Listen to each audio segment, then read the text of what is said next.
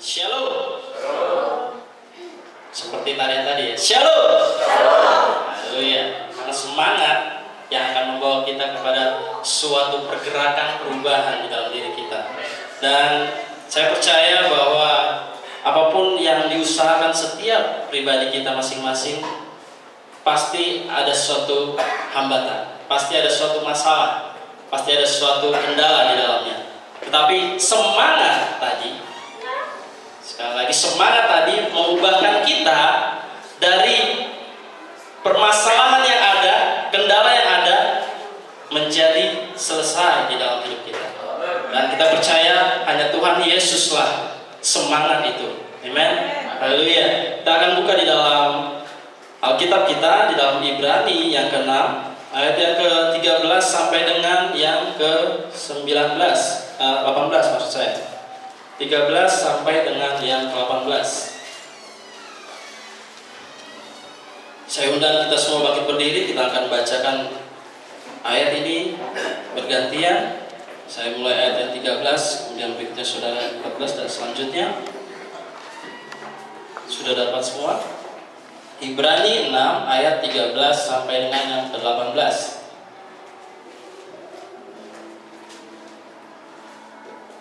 Ya, sebab ketika Allah memberikan janjinya kepada Abraham, ia bersumpah demi dirinya sendiri, karena tidak ada orang yang lebih tinggi daripadanya.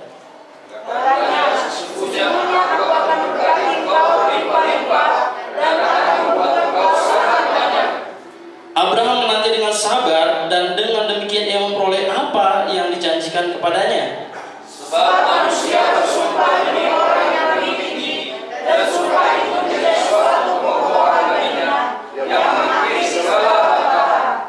Karena itu untuk lebih meyakinkan mereka yang berhak menerima janji itu akan kepastian putusannya, Allah telah mengikat dirinya dengan sumpah, supaya kedua kenyataan yang tidak berubah-ubah tentang mana yang mungkin berdosa, kita yang mencari perlindungan beroleh dorongan yang kuat untuk menjaga pengharapan yang tetap di hadapan kita. Amen. Mari kita bersatu dalam doa.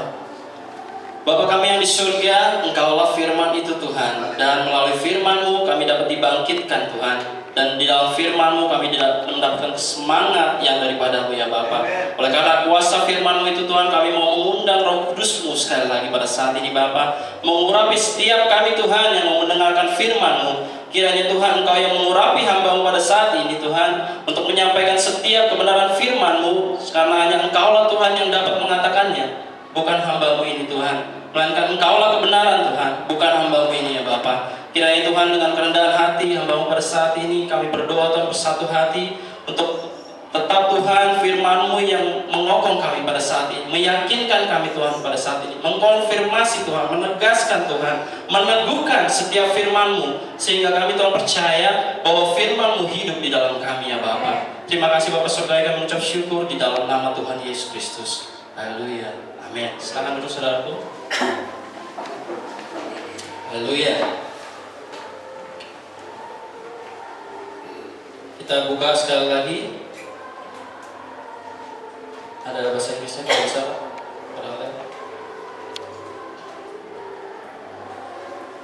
Ya, di ayat yang ke 16. For men fairly swear by the greater, and an oath for confirmation is to them an end of a strife. Saya maksudkan dengan teks pada saat ini adalah konfirmasi, confirmation, atau kalau di dalam kamus bahasa Indonesia, konfirmasi adalah penegasan, pengesahan, pembenaran, dan biasanya konfirmasi dilakukan untuk memastikan, meyakinkan suatu hal, dan untuk menghindari kesalahpahaman. Contohnya, kalimatnya, belum ada konfirmasi tentang berita jatuhnya pesawat terbang itu. Contohnya seperti itu. Nah, kita akan melihat hal ini di dalam firman Tuhan. Ada suatu kata confirmation. Kalau saya akan menggabungkannya dengan confirmation and evidence. Konfirmasi dan bukti. Jadi bukan hanya dikonfirmasi, tetapi ada buktinya. Nah, kalau saudara pernah membeli suatu kendaraan bermotor, pasti harus ada perjanjian jual beli. Ketika ditandatangani, pasti ada 2 orang yang menandatangani, dan 2 adalah saksi. Ya. 3 adalah konfirmasi. Jadi konfirmasinya adalah ketika saudara membubuhkan tanda tangan itu, bahwa menyatakan bahwa iya, saya mau membeli kendaraan itu. Dan apa buktinya? Buktinya adalah ketika kita melakukan pembayaran dan orang itu memberikan BPKB terhadap kita. Saudara tahu BPKB ya? Buku pembelian kendaraan bermotor. Jadi bukan BPKB yang lain ya. Nah, ketika kita membeli suatu kendaraan itu, kita sudah mengkonfirmasi dan kita mendapatkan bukti dari itu. Disitulah contoh konfirmasi yang saya maksud, penegasan, pengesahan yang saya maksud, atau pembenaran yang saya maksud. Nah, bagaimana dengan firman Tuhan pada saat ini? Apa yang akan kita lihat di dalam hal itu? Bukankah dikatakan di dalam firman Tuhan, 2 atau 3 orang berkumpul, Tuhan ada di tengah-tengah? Amen. Nah, kalau 2 saja hanya sebagai saksi, tetapi 3 menyatakan konfirmasinya, karena 3 adalah angka sempurna.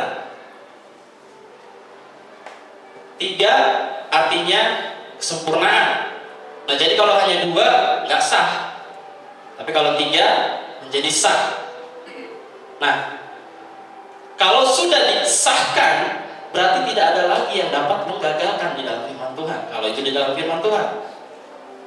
Tapi kalau di dalam saran kita, itu masih dapat digagalkan, karena manusia selalu gagal. Tapi Tuhan tidak pernah gagal. Manusia selalu berbohong. Tuhan Yesus tidak pernah berbohong. Dan manusia seringkali memakai pikirannya sendiri. Tapi Tuhan sudah memakai absolutnya, karena dia respect terhadap firman-Nya. Jadi tidak akan pernah merubah sedikit pun firman yang sudah ada, dan yang sekarang, dan yang akan datang. Selalu 3. Kita harus melihat angka 3 pada saat ini, karena kita menuju kesempurnaan. Maka saya percaya dari hal ini kita akan mendapatkan suatu gambaran bahwa harus ada yang dikonfirmasi di dalam diri kita. Nah, kalau Tuhan Yesus pernah mengatakan bahwa Dia ingin menebus kaum kerabat, ketika Dia datang mengkonfirmasikannya kepada nabi-nabinya sebagai saksi-saksinya yang hidup. Dan ketika Dia mengkonfirmasi hal itu, maka Dia menyatakannya di Kalvari. Konfirmasi di Kalvari, karena Dia akan menebus kaum kerabat. Kalau menebus kaum kerabat artinya darah dibayar dengan darah. Nah, kalau Dia menebus manusia yang lahir dari darah, maka Dia harus menebus kembali darah itu. Karena darah sudah bercampur pada saat itu. Dan untuk mengembalikannya, perlu ada konfirmasi di dalamnya. Nah, konfirmasi inilah yang Tuhan inginkan di dalam hidup kita. Apakah kita sudah menerima firman pesan di akhir zaman ini di dalam hidup kita, ataukah belum? Oke, pesan sudah memanggil, pesan sudah menyampaikan. Apakah kita sudah mengkonfirmasi apakah kita ada di dalam atau tidak? Nah, bagaimana cara mengkonfirmasinya? Tentu saja kita harus mengetahui apa pesannya di akhir zaman ini. Dan apa buktinya? Buktinya kita lihat saja apakah kita hidup benar sesuai dengan pesan di akhir zaman ini. Ya. Nah, kalau kita melihat tentang Alkitab, seringkali di Matius, Markus, atau Lukas, ayat-ayat itu sering beriringan 3. Saya beri contoh tentang pengakuan Petrus. Coba kita buka di dalam Matius 16 ayat yang ke-13.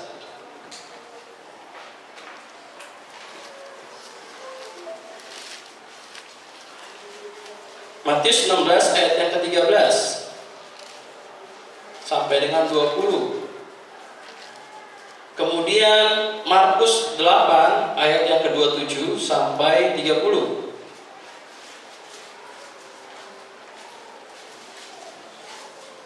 Hari ini kita akan buka banyak sekali ayat-ayat Alkitab ya. Karena saya senang dengan isi Alkitab. Haleluya. Markus 8 ayat 27 sampai dengan 30. Nah, kalau saudara lihat di atasnya pengakuan Petrus, kemudian dalam kurung Markus 8 ayat 27 sampai 30, 30, kemudian Lukas 9 ayat 18 sampai dengan 21. Jadi isinya sama. 3 kali diulang. Ini contoh bagaimana konfirmasi itu kan ada di dalamnya. Nah, di dalam Matius, Markus dan juga Lukas, ketika Tuhan Yesus bertanya kepada Petrus, "Petrus, siapakah aku ini?" Dan Petrus katakan, kata si A, kata si B, kata si C, kata si D. Sekali lagi, yang kedua kali, "Petrus, menurut kamu siapakah aku ini?" Akhirnya dikatakan, "Engkau adalah Mesias, Anak Allah yang hidup." Apa konfirmasi dari hal tersebut? Coba kita baca di dalam Matius tadi, ayat yang ke-17. Saya senang dengan angka 7.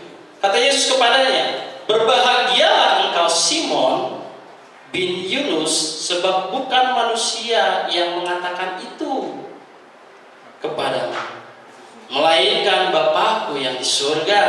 Haleluya. Jadi ketika Petrus dikonfirmasi oleh Tuhan, pada saat itu Yesus masih sebagai manusianya Allah dan sepenuhnya otoritasnya adalah manusia, anak manusia. Dan kemudian dia mengkonfirmasi kepada Petrus yang akan diberikan kunci kerajaan surga. Karena untuk membuka pintu itu butuh kunci ya saudara ya. Dan kuncinya Petrus. Dan ketika Tuhan Yesus menyatakannya sekali lagi, "Siapa?"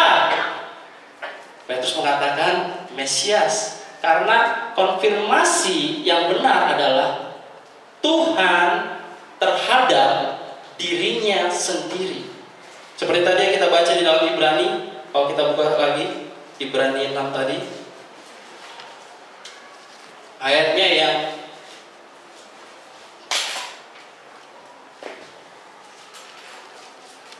ke-13. "Sebab ketika Allah memberikan janjinya kepada Abraham, ia bersumpah demi dirinya sendiri." Ya. Jadi tidak pernah Tuhan meminta konfirmasi dari orang. Dia ingin konfirmasi dari dirinya sendiri. Karena sebab janjinya kepada Abraham, ia bersumpah kepada dirinya sendiri. Nah, inilah yang menjadi penyebab kenapa saya tertarik dengan pembahasan pada saat ini. Dan suatu ketika saya membaca konfirmasi, saya begitu tertarik dan ingin membaca lagi. Saya belum membuka pesan berbeda ya, konfirmasi. Kemudian saya searching di dalam the table confirmation bahasa Inggrisnya. Banyak sekali confirmation, banyak hal yang dikonfirmasi di situ. Dan saya belum membuka judul yang ada di dalam pesan berbeda. Dan yang saya syukurkan adalah yang akan saya bahas ada di dalam pesan. Dan itu sangat saya senang sekali saudara. Dan ketika saya buka, ada ternyata di tahun 62 atau 60-an tentang confirmation and evidence. Dan saya begitu bersyukur walaupun awalnya saya ingin menyatakan dengan cara saya sendiri, namun Tuhan tidak menginginkan hal itu. Tuhan selalu mengkonfirmasi dengannya.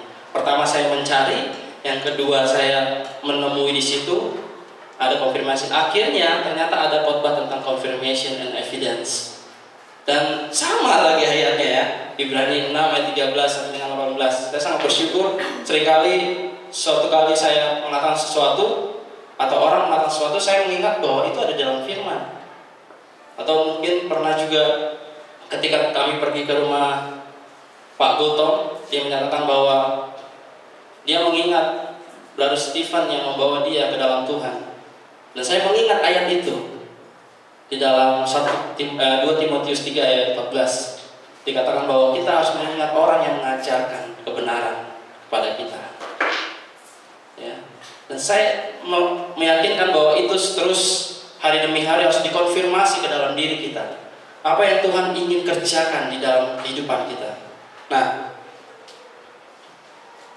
kalau tadi kita sudah menari-nari ya saudara ya, buat kita capek, bukan berarti pada saat ini kita jadi terlihat lemas seperti itu ya saudara ya. Karena itu yang tadi semangatnya harusnya membawa ke dalam kita, keadaan kita yang semangat pada saat ini. Karena dia sedang mengkonfirmasi siapa saja di antara kita pada saat ini, siapa yang benar-benar tulus untuk datang kepada Tuhan dan siapa yang tidak. Bagaimana melihatnya? Apakah dia benar-benar meyakinkan dirinya tertarik terhadap pesan di akhir zaman ini? Ya. Amen. Nah, ayat yang ke-16, kalau di bahasa Inggrisnya, for man fairly swear by the greater and an oath for confirmation to them and of all strife. Kalau strife di situ artinya perselisihan, bukan bantahan. Ya. Kalau di situ kan dikatakan yang mengakhiri segala bantahan. Harusnya yang mengakhiri segala perselisihan. Nah, jadi kalau suatu ketika saudara diperhadapkan dengan perselisihan di antara yang lain, maka pastikan konfirmasi itu adalah firman Tuhan. Amen. Bukan emosi ego kita. Tapi firman Tuhan yang mengkonfirmasi antara perselisihan si A dengan si B, siapa yang mendapatkan konfirmasi yang benar. Kalau dua-duanya tidak sesuai dengan firman Tuhan, maka harus dikonfirmasi bahwa keduanya adalah salah. Tidak melihat siapa si A atau si B, tapi lihat bagaimana firman mengungkapkannya, bagaimana firman mengkonfirmasinya. Karena kita tidak mencari kesalahan di dalam pesan. Tidak, saudara. Tentang ada kebenaran, kita jadi carinya kesalahan. Tidak. Justru dengan adanya kebenaran, kita mengungkapkan diri kita yang salah tadinya menjadi seorang yang benar atau dibenarkan di dalam firman Tuhan. Ya, bukan mencari-cari kesalahan orang lain, bukan. Tetapi mengkonfirmasi apakah kita sudah tepat di jalan yang Tuhan inginkan. Kita melihat di sini Abraham. Ketika Abraham ditemui Tuhan, dia berulang kali mengatakan bahwa dia akan berjanji memberikan keturunan bagi Abraham. Dan Abraham pada saat itu adalah seorang yang tua, yang mungkin kita dapat katakan bahwa itu sudah tidak dapat lagi memiliki keturunan. Begitu juga dengan Sarah yang menopause. Mungkin Abraham masih bisa, tapi Sarah sudah menopause, tidak dapat lagi mendapatkan keturunan. Nah, Tuhan berulang kali menyatakan, Abraham, saya akan berikan keturunan kepadamu. Nah, apakah ketika Tuhan menyampaikan janjinya, dia tidak mengkonfirmasinya? Tidak, saudara. Dia mengkonfirmasi. Bahkan di perjanjian baru juga dinyatakan konfirmasi yang jelas, bukti yang jelas bahwa dia datang dengan janji. Bahkan Tuhan bersumpah demi dirinya sendiri. Karena biasanya orang bersumpah terhadap orang yang lebih besar atau sesuatu yang lebih besar, mungkin seperti bumi, surga. Tetapi satu hal, kalau dikatakan di Yakobus, janganlah kamu bersumpah. Terus kemudian di sini Tuhan bersumpah. Bagaimana, saudara? Pasti ada suatu pertanyaan yang besar. Tuhan aja bersumpah ya, kok orang dilarang bersumpah? Karena sumpah orang itu selalu palsu. Karena manusia selalu bohong. Dia katakan, oke, saya segala macam, tapi mana? Makanya di Yakobus dijelaskan lagi bahwa manusia gak usah bersumpah, karena semuanya pembohong. Amen. Kalau Tuhan jelas, dia tidak membohong, makanya dia bersumpah. Nah, makanya suatu kali kalau misalkan ayat ini diperdebatkan,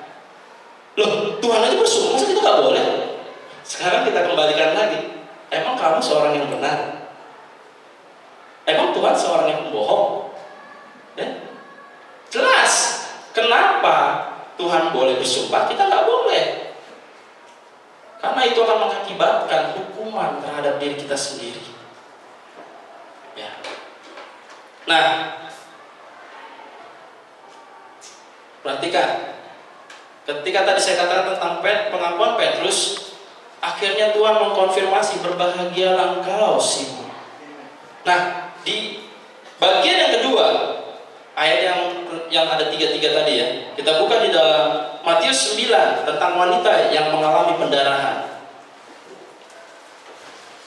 Kalau saudara lihat dalam kurungnya lagi ada 3 ada 2 di situ, dengan yang di situ berarti 3. Matius 9, Markus 5, Lukas 8.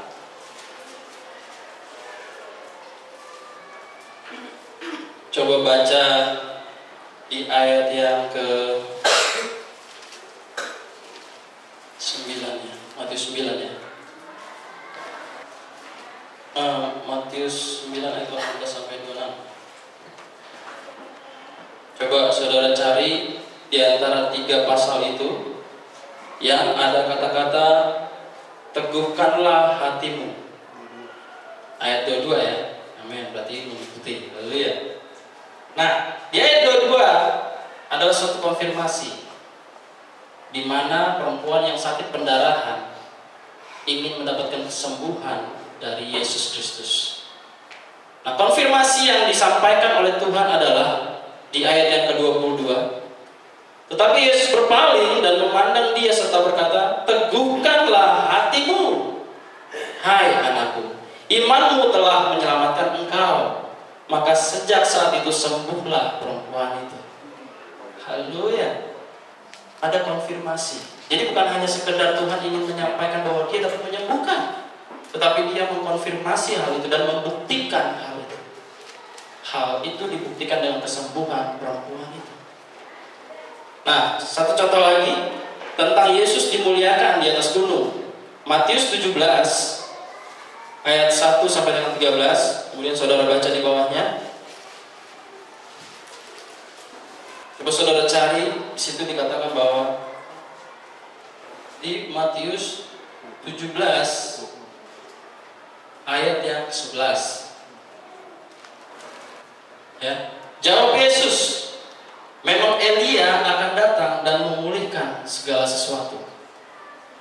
Jadi ketika Yesus berada di Gunung Kudus, yang waktu itu saya pernah terangkan di dalam khotbah, dengarkanlah dia. Ketika saya katakan Gunung Kudus, bukan gunungnya yang kudus, tetapi Roh Allah yang kudus itu ada di gunung itu. Saya pernah khotbahkan hal itu. Nah, ketika Yesus berada di Gunung Kudus, ada 3 saksi di bumi, ada 3 saksi dari surga. Karena waktu itu Yesus merubah dirinya ke dalam bentuk tubuh teofani, dan kita percaya bahwa tubuh teofani berasal dari surga. Nah, ketika saksi di bumi, Petrus, Yakobus, dan Yohanes datang ke gunung itu, dan kemudian saksi dari surga Tuhan Yesus, kemudian Musa dan Elia sebagai perwakilan saksi di surga. Nah, mereka mengkonfirmasi bagaimana pelayanan Elia nantinya. Nah, ketika dia mengkonfirmasi hal itu dengan bahwa Elia akan datang dan memulihkan segala sesuatu. Nah, pada zaman inilah, di Laodikia inilah Tuhan membuktikan bahwa benar-benar datang sebagai Elia dan memulihkan segala sesuatu. Ya. Jadi ada 3 hal tadi yang saya katakan. Petrus pengakuannya, kemudian wanita yang mengalami pendarahan, dan Yesus dimuliakan di atas gunung. Ayat ini sering kali dibahas, tapi kita tidak melihat konfirmasinya Allah di situ. Allah sudah mengkonfirmasi di situ apa yang sedang Dia kerjakan di situ. Nah, kalau di zaman ini Elia akan datang memulihkan segala sesuatu, harusnya kita menyadari bahwa kita sudah melihat tanda Elia yang datang itu, dan dia sudah memulihkan segala sesuatu. Nah, kalau saya pernah mendapatkan besar pertama kali, saya dinilai bukan dari perbuatan saya. Justru Tuhan datang karena Dia memilih, memanggil, bukan karena perbuatan saya. Karena banyak secara sederhana kita melihat Musa arogan, Elia arogan, Yohanes Pembaptis keras. Ada suara berseru-seru di padang gurun, dia berteriak-teriak sendiri di sungai Yordan. Apakah itu nggak keras, saudara? Dia teriak sendiri-sendiri di situ sampai keras-keras, sampai ada orang, siapa sih ini? Akhirnya datang, dan dia memberi pengaruh di situ. Dia memberi pengaruh untuk orang-orang di sekitar situ dan datang melihat siapa sih ini orang. Kok dia teriak-teriak di situ keras-keras? Nah, kita melihat hal ini. Ketika Elia dikonfirmasi untuk datang dan memulihkan segala sesuatu, sepertinya kita melupakan atau miss untuk mencari siapa Elia itu. Kita miss untuk mencari tanda siapa si Elia itu. Oke, kita sudah masuk dan dipanggil. Lalu bagaimana untuk membuktikannya bahwa Brother Branham adalah seorang Elia pada zaman ini?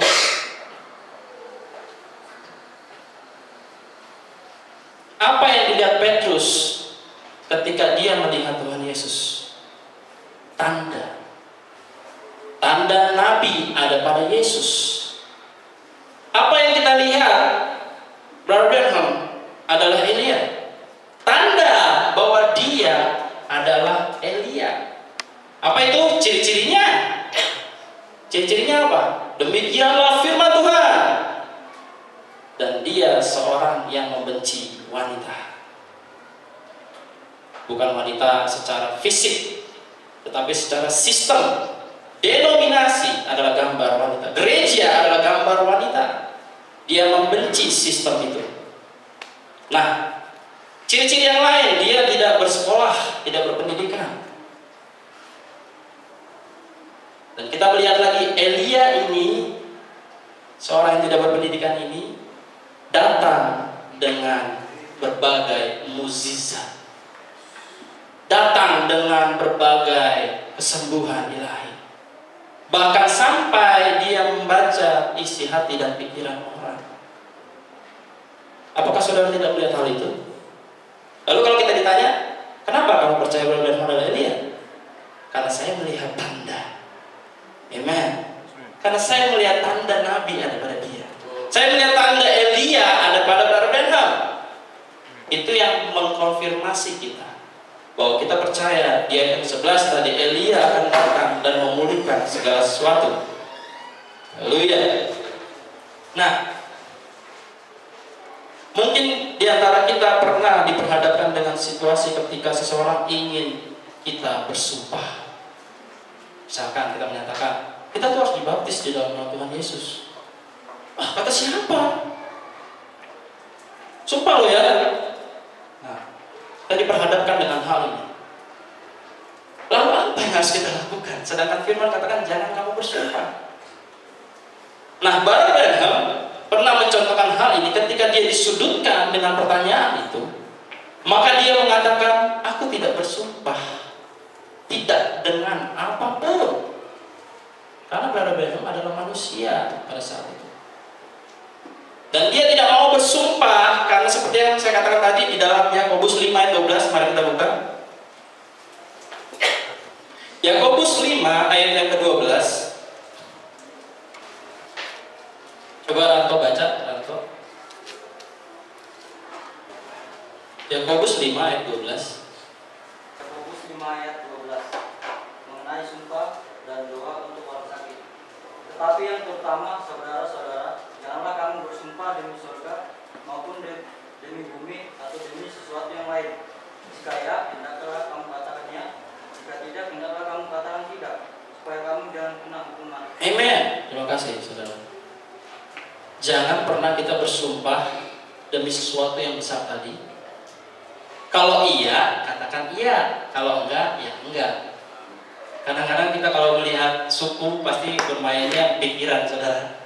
Kadang kalau dibilang suku Batak begini, suku Jawa begini, suku ini sih. Oh, dan itu pikiran kita digoncangkan, tidak ada konfirmasi yang nyangkut sedikit pun. Nah, ketika berbicara tentang hal ini, kalau iya katakan iya, kalau enggak ya enggak. Jangan suam-suam kuku, ya. Karena itu zaman ini saudara, suam-suam kuku. Nah, jangan sampai kita lupa bahwa supaya kamu jangan kena hukuman.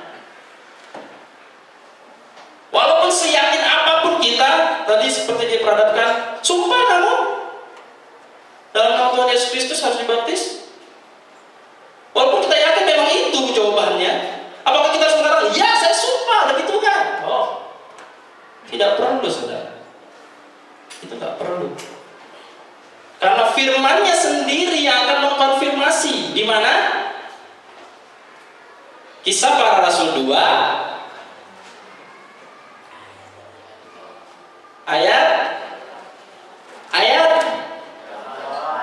Kisah Para Rasul 2 ayat 38. Tuhan mengkonfirmasi dengan firman-Nya sendiri. Seperti kemarin waktu hari Kamis saya katakan, jangan pernah membuat orang tersandung karena makanan. Lah, konfirmasinya di mana? Misalkan kita disuguhkan B2 dengan darah. Ah, nggak mau. Kenapa? Nggak mau. Ya nggak mau. Loh, gimana? Harus dikonfirmasi dengan firman-Nya. Kenapa kita nggak makan darah? Terus dikatakan lagi, nih B2 dengan darah. Ah, enggak. Kenapa? Saya nggak bisa makan itu. Ya kenapa? Kenapa ya? Lah, mana saudara? Konfirmasi dengan ayat firman Tuhan. Karena hanya firman Tuhan yang dapat mengkonfirmasi. Di mana? Kisah Para Rasul 15 ayat 20 dan 29. Sampai 2 kali. 2 artinya saksi. Dan 3 kalinya dikonfirmasi adalah di zaman ini. Di ayat yang ke-28, bahwa dengan kami dan Roh Kudus. Bukan hanya mereka saja mengatakan para rasul, tetapi Roh Kudus turut campur untuk mengatakan bahwa makanan yang tidak boleh dimakan adalah di ayat yang 29. Nah, jadi jangan pernah terulang bagi kita saudara, ketika ada suatu perayaan pesta disuguhkan terus dengan darah. Terus ditanya sama mereka, kenapa nggak mau? Ya nggak boleh. Jangan pernah terjadi saudara. Cukup nggak usah bertele-tele kalau dia seorang yang benar. Alkitab katakan demikian. Di mana? Wah, dia tertarik, dipancing dia kan. Akhirnya kita jadi sharing tentang firman Tuhan. Amin. Jadi nggak perlu dengan arogan kita, ego kita, kemudian emosi kita. Katakan aja itu ada di Alkitab. Ya, di mana? Baru kita kasih tahu ini. Di mana konfirmasi ayat 28? Sebab adalah keputusan Roh Kudus. Bukan hanya keputusan para rasul, tapi keputusan Roh Kudus. Keputusan kami, mereka. Supaya kepada kamu jangan ditanggung lebih banyak beban seperti di Perjanjian Lama. Kalau di Perjanjian Lama kan jelas banyak kan, nggak boleh kukunya ini, nggak boleh sipil, nggak boleh ini, babi aja dulu nggak boleh. Terlalu banyak beban untuk memikirkan nggak boleh, nggak boleh, nggak boleh. Nanti akan jadinya hukum Taurat, nggak boleh A, nggak boleh C, nggak boleh B, nggak boleh D. Ya udah jelas ini nggak boleh, sedikit aja kan. Menjauhkan diri dari persembahan berhala. Ada yang tidak tahu persembahan berhala? Saudara tahu orang Bali kalau misalnya dia merayakan perayaan, atau orang Danau Toba itu kalau ada perayaan Danau Toba, mereka membawa makanan seperti itu. Itulah persembahan berhala. Nah, dari darah itu yang tadi saya maksud. Dari darah ya apa saja, mau dia diolah jadi sambal kek, mau dia diolah jadi apa kek, pokoknya dari darah. Nggak peduli apa itu, pokoknya dari darah, ya. Dan dari daging binatang yang mati dicekik. Terus matinya harusnya gimana? Dipotong. Nah kalau dipotong nggak keluar darah gimana? Berarti udah bangkai saudara. Karena kalau dipotong daging segar pasti mengeluarkan darah. Kadang kata kemarin kalau waktu di pengajian dibilang dipelintir. Aduh, kejam sekali saudara. Dan itu sebenarnya nggak layak untuk dimakan. Jadi kalau orang Batak itu kan gampangnya aja ya, pelintir gitu, udah putus langsung kepalanya, selesai sudah dibuang situ.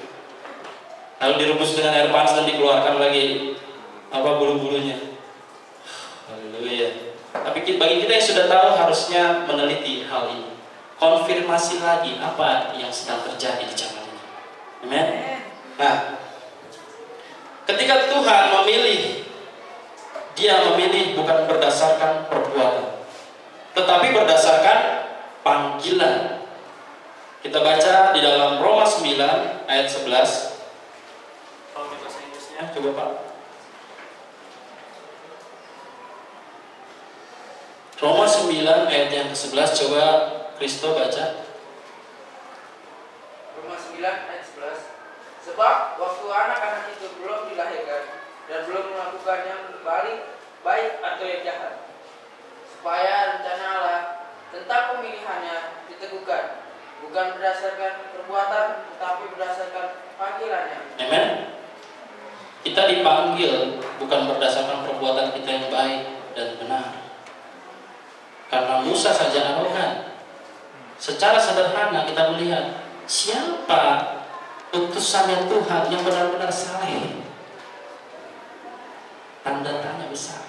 Tapi itulah sederhananya Allah, absolutnya Tuhan. Ketika dia respect dengan firman Tuhan, ketika dia memulai dengan apa yang sudah dia pilih dari sejak dasar dunia dijadikan, untuk dia kerjakan di setiap zaman. Jadi bukan hanya dia melihat itu dengan pikirannya sendiri, tapi dia sudah melihat keabadian pikirannya yang benar. Begitu abadinya pikirannya, sehingga setiap yang dia pikirkan itu selalu berjalan sampai akhir, dari alfa sampai dengan omega. Nah, kalau kita yang berencana bagaimana? Hari ini saya mau ke sini, sore-sorenya udah berubah, nggak jadi ya. Tapi kalau Allah, Tuhan yang maha kuasa, bagaimana ketika di Ibrani tadi dikatakan di Ibrani 6 bahwa ketika Tuhan menemui Abraham, ya, ketika Tuhan menemui Abraham, dia katakan, saya berjanji engkau dan keturunanmu, berarti dia punya keturunan, akan menjadi bangsa pilihanku. Ketika dia mengatakan hal itu, sampai saat ini itu nggak pernah berubah. Sampai saat ini hal yang sama melalui kita. Secara iman kita melihat bahwa kita adalah keturunan rohaninya Abraham. Sampai saat ini. Kalau waktu itu Pak Martinus pernah membuka di dalam pesan Brother Benham, manusia tidak akan pernah bergegas melihat kebenaran di saat sekarang sedang terjadi. Karena manusia selalu melihat hal yang terdahulu dan hal yang akan datang. Dia tidak pernah melihat yang terjadi sekarang ini. Nah, sekarang kalau kita mengkoreksi diri kita, kalau saja konfirmasi sudah dikatakan bahwa mempelai di akhir zaman akan, perhatikan, akan melakukan setiap firman-Nya, ya. Apakah kita layak datang untuk terlambat ke gereja? Apakah kita layak untuk datang ke gereja terus mendengar dan mengantuk? Saya pernah diposisikan dalam hal itu, saudara. Saya benar sungguh. Saya pernah diposisikan dengan hal ini. Saya tidak bersumpah. Saya katakan sungguh memang saya pernah terjadi. Jadi ketika saya di tahun-tahun lalu dulu, saya sebelum benar-benar memfixkan diri saya dikonfirmasi dengan pesan dari zaman ini, saya sering datang terlambat. Saya sering mengantuk di saat khotbah. Kalau Pak Martinus pernah melihat itu, puji Tuhan sebagai saksi.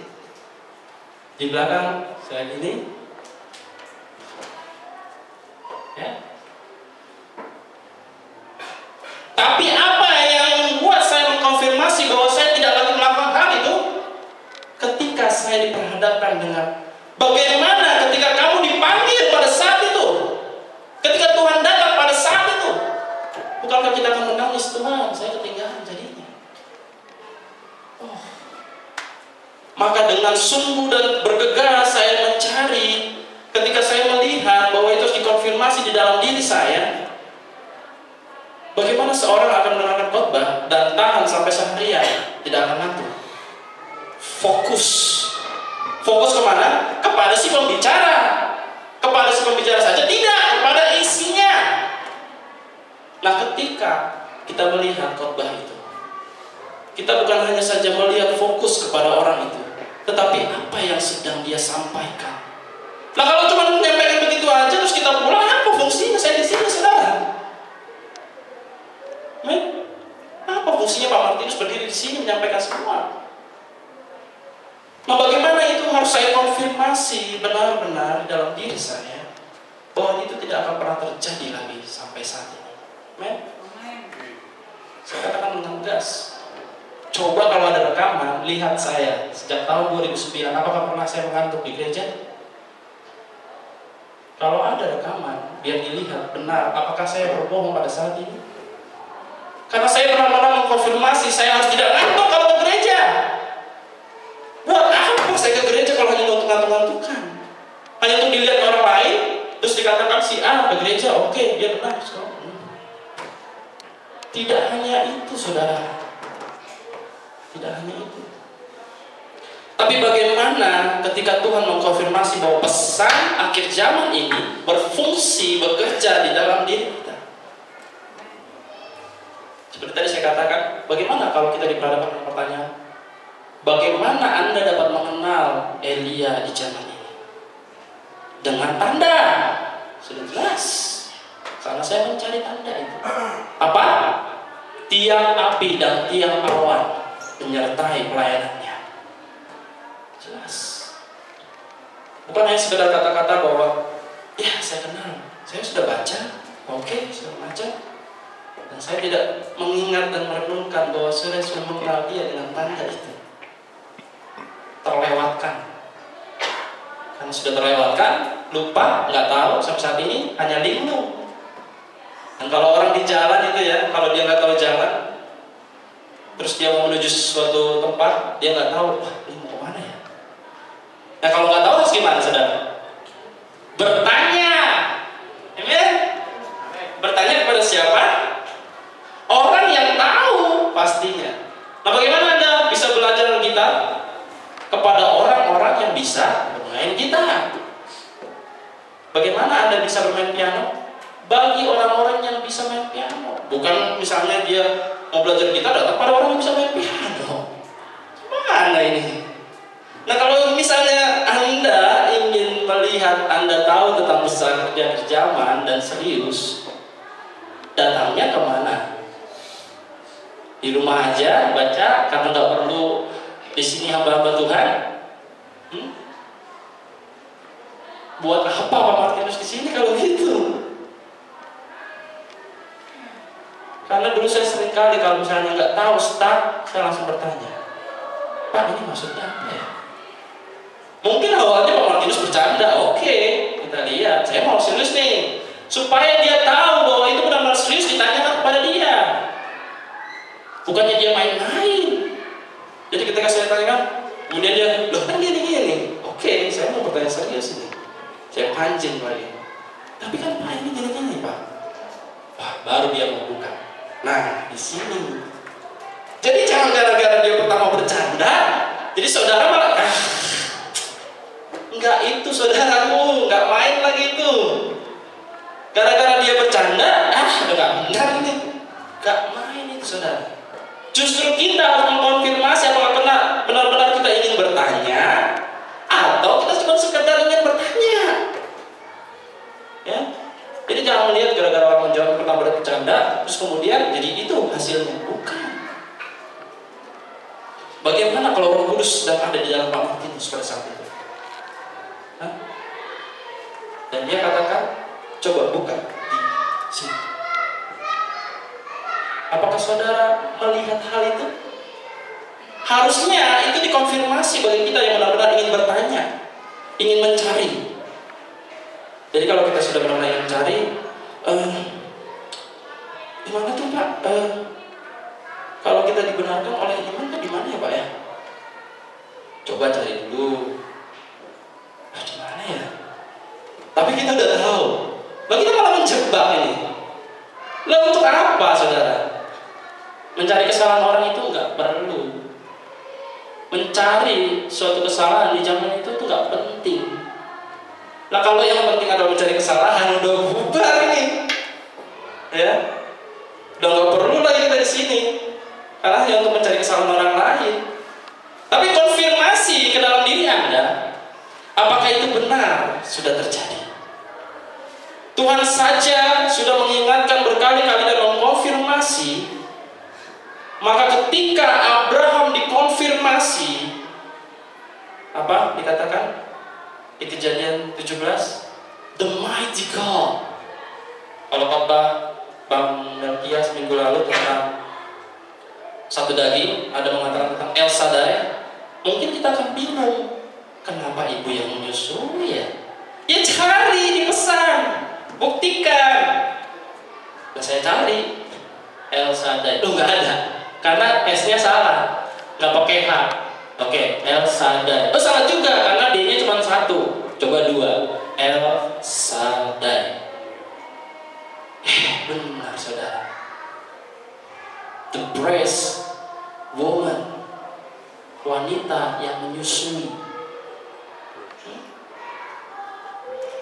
Jadi kalau ketika the mighty God artinya El Shaddai, ketika di Kejadian 17 sebelum dia bertemu dengan Abimelek, di situ kan kita tahu bahwa dia diubahkan kan.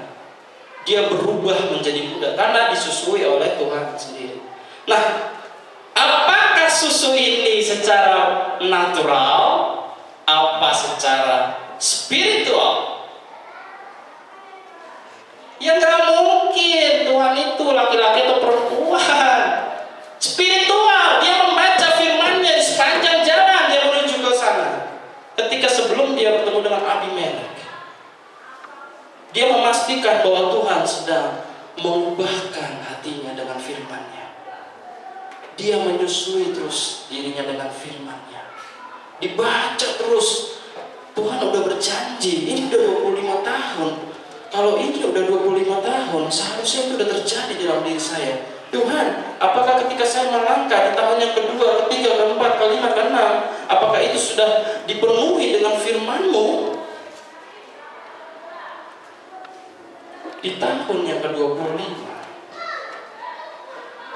dia dikonfirmasi oleh Tuhan sendiri bahwa dia benar-benar mempunyai potensi untuk mempunyai keturunan. Apa potensinya? Diubahkan tubuhnya dari yang tua menjadi muda. Diubahkan dari yang menopause menjadi bisa. Nah, ketika itu sudah dikonfirmasi oleh Allah, ketika Anda sudah dikonfirmasi oleh Allah, ya kamu sudah di sini. Gak boleh lagi kemana-mana, gak boleh lagi cari-cari hidup ulang di sana atau selingkuh dengan gereja A, gereja B, gereja C. Pastikan Anda adalah istri yang benar di hadapan Tuhan. Bukan saya melarang saudara untuk pergi dari gereja ini, bukan. Pastikan bahwa mempelai yang sebagai istri itu gak selingkuh dengan pengajaran lain. Benar?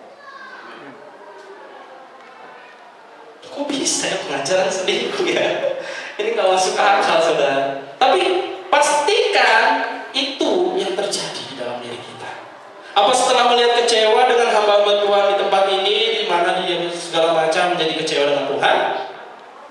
Kalau saja Tuhan sudah memberikan dengan makanan saja kita jangan sampai tersandung, bagaimana dengan yang ini? Konfirmasi sekali. Saudara, saya benar-benar ingin mengatakan bahwa ketika saya masih STM mengenal pesan ini pertama kali dan tentang pembaptisan sampaikan kepada saya, kemudian ketika saya mau dibaptis, apa yang saya lihat? Pertikaian. Oh, haleluya. saya lihat? Pertikaiannya atau firmannya? Sedangkan kemarin saya sudah mengatakan ini benar, sudah firmannya asli. Lalu ketika saya sampai, loh kok pernah ada yang pertikai? Ini gimana ini?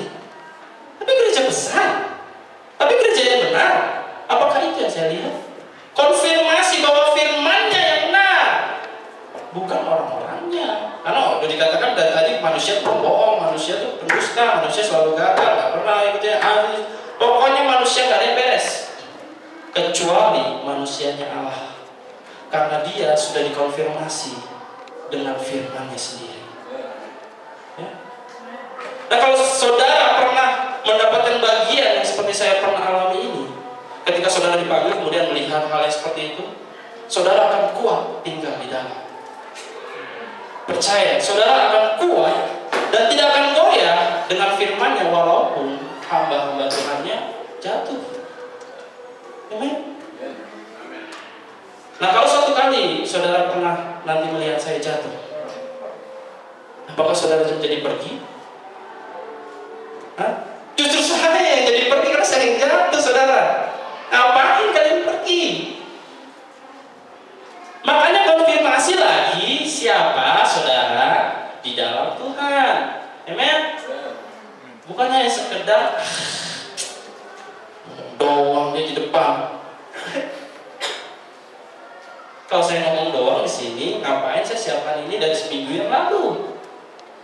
Walaupun nanti akhirnya Tuhan mengatakan jangan yang itu, yang ini. Ngapain saya siapkan? Berbeda dengan saya udah buka-buka kamus kok. Saya tadi aja mengatakan di sini ada kamus tentang konfirmasi, artinya apa di KBBI? Kamus Besar Bahasa Indonesia. Apa arti konfirmasi itu? Karena kita bahasa Indonesia yang kita pelajari, bukan bahasa Inggris. Apa konfirmasi itu? Dan apa buktinya? Kalau kita sudah ditebus, amen, dibuktikannya dengan apa? Kita menerima baptisan itu. Amen. Ketika dia sudah menyatakan bahwa dia menebus kaum kerabat, apa yang menjadi konfirmasi bahwa kita menerima firman-Nya itu? Dibaptis di dalam nama Tuhan Yesus. Jadi kalau kita tadi mau dibaptis, cari kuncinya dulu. Siapa ya kuncinya ya? Jangan nanti, loh kan di Matius kan ada dibaptis dalam nama Tuhan Yesus. Cari kuncinya. Si Petrus diberi kunci kerajaan surga. Apa yang dikatakan Petrus di Kisah Para Rasul 2:38? Bertobat dan memberi diri, bukan diajak-ajak, bukan dipaksa-paksa. Bagaimana untuk memberi diri? Meyakinkan dulu dia suka dengan firman yang ini. Loh harus gitu? Oh enggak. Meyakinkan dulu bahwa engkau dipanggil. Amen. Bukan karena suka. Apakah engkau dipanggil di dalam pesan bicara ini? Nah kalau sudah iya, baru kita cek kuncinya Petrus. Kemudian dikatakan Petrus dibaptis dalam nama Tuhan Yesus. Kemudian ya baptis. Kalau misalnya Anda tahu baptis itu apa, cari baptis itu berasal dari kata apa? Baptiso. Artinya apa? Ditenggelamkan. Loh ditenggelamkan di mana? Di air. Karena baptisan air. Berarti baptisan ada dua ya? Iya, baptisan air dan baptisan Roh Kudus. Lah kalau baptisan air siapa? Ya orang yang mengerti membaptis orang yang perlu dibaptis. Ya? Kalau orang yang nggak bisa membaptis terus membaptis orang yang dibaptis ya jadi salah. Kenapa? Orang nggak tahu tapi melakukan. Sama aja kita melakukan pelayanan tanpa kehendak Tuhan. Jadi cari siapa yang tahu tentang baptisan. Setelah tahu, minta dibaptis, baru masuk lebih dalam lagi. Roh Kudus akan terus membaptis diri kita dengan firman-Nya setiap hari. Dikonfirmasi lagi, apakah itu sudah ada di dalam diri kita. Jadilah pengaruh bagi zaman ini, bukan hanya menjadi orang yang terpengaruh. Karena mempelai di zaman ini adalah pengaruh. Amen. Nah kalau kita jadi terpengaruh ya kita yang salah tempat saudara. Sama aja kalau diajak di jalan, ngomongin ya, ayo, sini ya, ayo, lah, gimana? Kita yang memberi pengaruh. Amen. Saudara, ayo. Sudah saatnya kita dibangun di dalam Injil. Saudara, ayo. Sudah saatnya engkau ketika saudara mengatakan, ayo, mari. Panggilan itu bukan hanya sekedar dari doamu. Panggilan itu bukan hanya sekedar dari ketika engkau membaca firman Tuhan. Ketika Tuhan memakai manusianya, amen, manusianya Allah, perhatikan bahwa dia sedang memanggil kamu juga. Kalau dikatakan ke depan, ya ayo. Jangan nanti malah dikatakan sosokan kalau saya ya, tidak zamannya lagi, saudaraku. Kalau yang mau ke depan sini, ya ayo. Amen. Kalau mau ke depan sini juga ayo. Bukan hanya sekedar tadi kita sombong. Antara paman itu juga bilang waktu itu nanti banyak masalah katanya kalau dari sini. Lah gimana ini? Sudah kacau, saudara. Tidak, saudara. Justru ketika tantangan yang itu datang, saudara siap. Amen. Ketika dia datang, saudara siap. Lo masa harus dituntun-tuntun terus kayak bayi, ditata-tata, jadi gak bertumbuh dong. Ayo bagi yang muda-muda, ayo bangkitkan semangat. Kuasa Tuhan terjadi di zaman ini. Ya?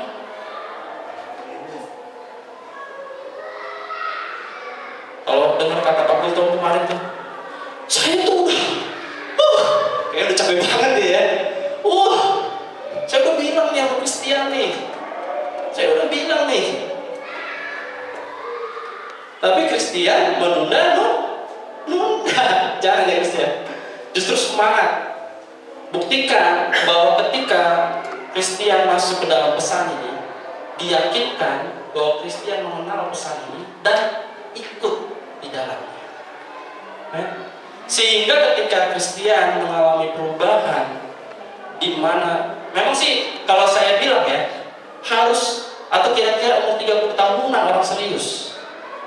Karena Tuhan Yesus pada umur 30 tahunan masuk ke dalam pencobaan di padang gurun dan memulai pelayanannya.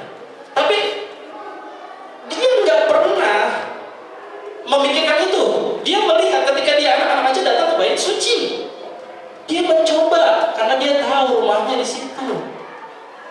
Nah, apakah menunggu umur yang itu kita datang, atau dari sekarang kita sudah melihat dan melakukannya? Nah, perhatikan, jika konfirmasi itu datang ke dalam diri kita, jangan lagi menunda-nunda, saudara. Jangan pernah, karena kamu akan kecewa dengan Tuhan. Jangan pernah ketika engkau dipanggil dan engkau menunda-nunda untuk masuk, karena engkau akan kecewa dengan Tuhan. Nah, justru dari situ ada perlu suatu usaha dari manusia itu sendiri. Contoh, kalau dia jatuh, untuk bertobat itu nggak lagi butuh pertolongan orang lain. Usaha dari dirinya sendiri, apakah dia benar-benar ingin bertobat atau tidak.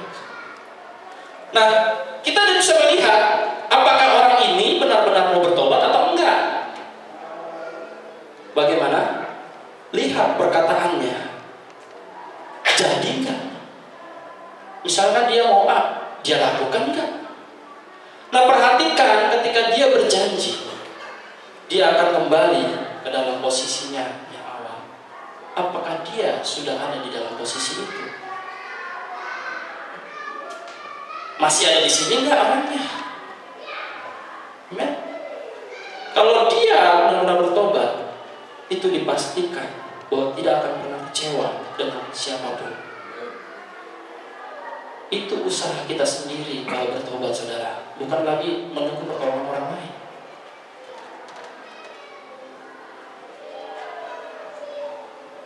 Nah, kalau dikatakan aku mengasihi Yakub tetapi membenci Esau, bagaimana saudara akan melihat keadaan begitu Tuhan juga membenci orang dan mengasihi yang lain? Karena dia memilih. Amen. Dikatakan di Roma tadi, dia memilih siapa yang dia panggil. Bukan dia semena-mena, gue benci sama ini, kenapa? Loh, benci pokoknya lah. Aneh. Jadi dia memilih pilihannya. Siapa yang dia panggil, dia pilih. Jadi kalau nggak dia pilih, dia berhak membenci. Karena itulah absolutnya Tuhan. Kita harus respect dengan firman Tuhan. Artinya, walaupun itu mengecewakan kita, tapi kita harus melihat itu membangun diri kita sendiri. Nah, ini yang harus kita melihat, konfirmasi harus terjadi di dalam diri. Dan kita harus membuktikan hal itu, bahwa kita sudah mengkonfirmasi terhadap firman-Nya. Coba kalau bisa dibuka Pak di pesan Brother Branham tentang from that time. Tadi saya katakan waktu Bang Melkias bilang tentang El Shaddai adalah ibu yang menyusui atau wanita yang menyusui. Ini yang dikatakan Brother Branham di salah satu kutipannya. Karena banyak, kalau tentang itu banyak. Tahun 60, 07, 16, from that time. Yang putih itu Pak, sebelah ya, ke kanan, putih, ke kanan, kanan, putih. Iya. Haleluya. 60, 07, 16. Ini saya repot juga nyarinya kemarin. El Shaddai, susah juga nulisnya ya. El harus dipisah, kemudian Shaddai, D-nya 2. Kalau kita nggak sering lihat El Shaddai jadi bingung. Tahun 60, 07, 16, from that time.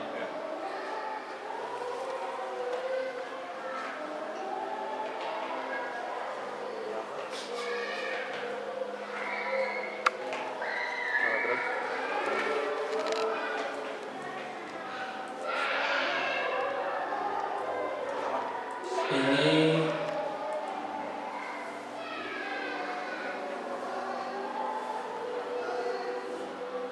would we have time?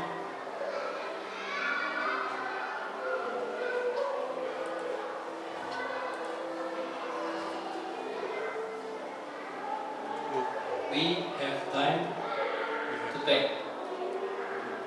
To take. Ya, we would pakai L. Ya. Would we have time to take. Ya. Oke. Terus ke sini. Klik bawah 60 07 16. Terus 07 16. Terus ya, terus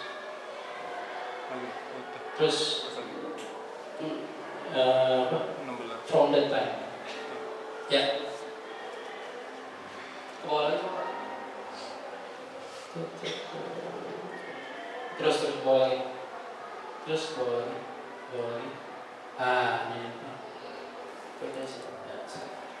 Terus dokumen. Oke, perbesar.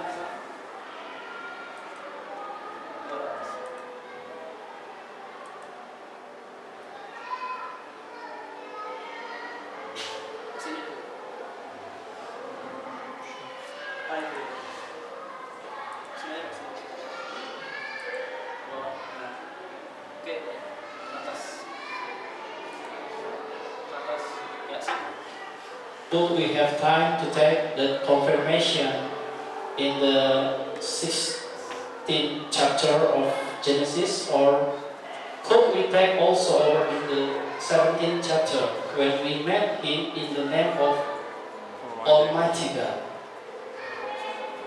which means El Shaddai. Nah, nyontek ya. Apakah kita memiliki waktu untuk mengkonfirmasi dalam Kejadian 16? Atau kita mengkonfirmasi juga dalam pasal 17 ketika Tuhan bertemu dengan Abraham di dalam nama Tuhan yang Maha Kuasa, Almighty God. Nah,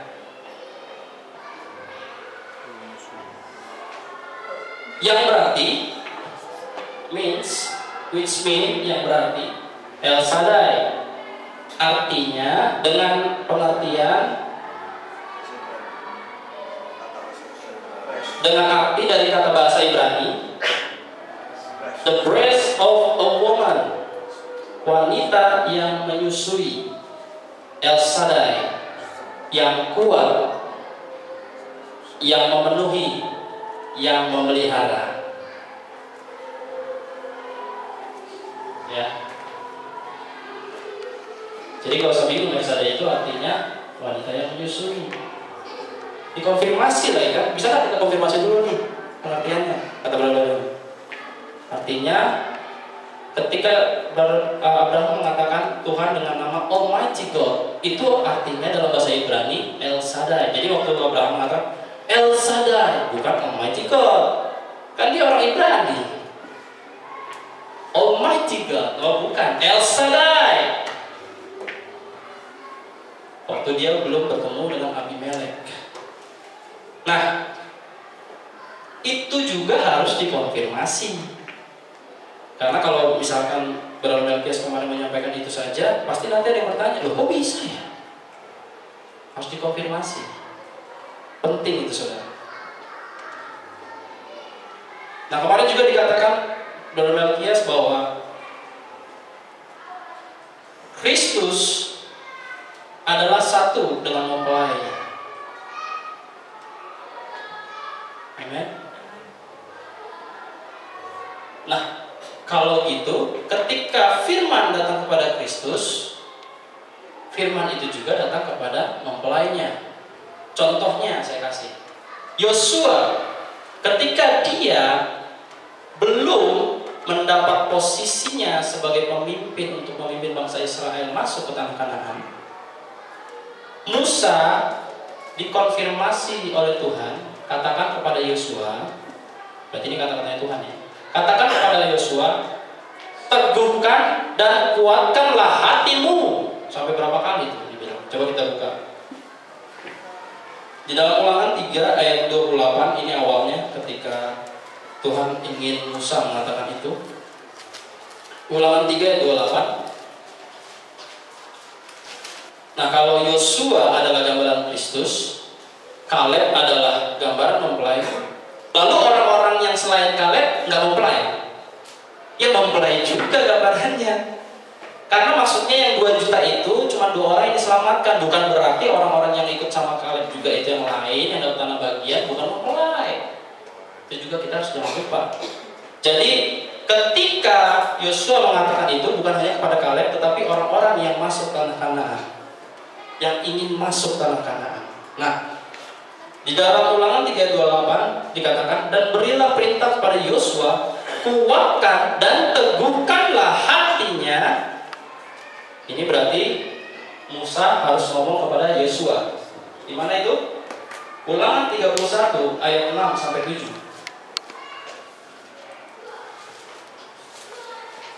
Diulangi lagi. Jadi terus saja diulangi, supaya benar-benar mereka dikonfirmasi bahwa mereka harus teguh dan kuat hatinya untuk masuk ke tanah Kanaan. 31 ayat yang 6. Kuatkan dan teguhkanlah hatimu, janganlah takut dan jangan gentar karena mereka, sebab Tuhan Allahmu dia yang berjalan menyertai kau. Nah, kemudian di ayat yang 7, lalu Musa memanggil Yosua. Berarti kan tadi Musa disuruh, sekarang Musa ngomong sama Yosua. Kuatkan dan teguhkanlah hatimu, sebab engkau akan masuk bersama dengan bangsa ini, bukan hanya Kaleb, ya, tapi orang-orang yang ikut serta, yang lahir di padang gurun, ke negeri yang dijanjikan Tuhan dengan sumpah nenek moyang mereka. Nah, jadi ketika Tuhan menyampaikan pesan kepada Yosua, itu melalui utusannya. Padahal si Yosua itu utusannya. Nah, berarti ketika Tuhan berkata kepada Brother Branham sebagai utusannya, dia juga berkata Brother Branham kepada orang-orang yang hamba-hamba Tuhan, 5 jawatan di zaman ini. Amen. Nah, ketika di 5 jawatan ini menyampaikan pesan yang sama, Maka Yosua akan berkata, ayat 6 sampai dengan 7. Kemudian tadi tentang Yosua diberi kekuatan dan teguhan masih banyak, cuma saya ambil itu aja. Nah, ketika Yosua mengatakan kepada bangsa ini di Yosua 1 ayat 6 sampai dengan 7, mulailah 5 jawatan itu menyerukan kembali. Kuatkan dan teguhkanlah hatimu. Kenapa? Bukankah proses masuknya bangsa Israel ke tanah Kanaan adalah proses yang sama yang kita miliki, masuk ke dalam pengubahan tubuh? Kenapa? Karena proses yang sama ini dikatakan kuatkan dan teguhkanlah hatimu. Kenapa? Padahal di perjanjian baru dikatakan firman Tuhan itu tidak berat. Lalu kenapa dibilang kuatkan dan teguhkan hatimu? Seperti tadi yang saya katakan ketika saya masuk, loh kok ada pertikaian? Kuatkan dan teguhkan hatimu. Pastikan itu firman yang benar, bukan orang-orangnya yang benar, firmannya yang benar.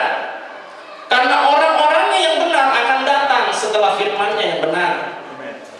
Nah, ketika Yosua sudah menyampaikan hal yang sama, begitu juga 5 jawatan di zaman ini yang sudah disampaikan oleh yang menyampaikan hal yang sama, maka saya berkata, kuatkan dan teguhkanlah hati. Tuhan Yesus berkata, haleluya. Kita angkat satu pujian bagi Tuhan. Lingkupiku. Haleluya. Mari kita bangkit berdiri saudara, pujian. Kita mau dilingkupi oleh firman Tuhan dengan sayapnya yang adalah gambar iman kecuali terbang di jalan. Haleluya. Mari kita katakan, lingkupiku Tuhan dengan sayap.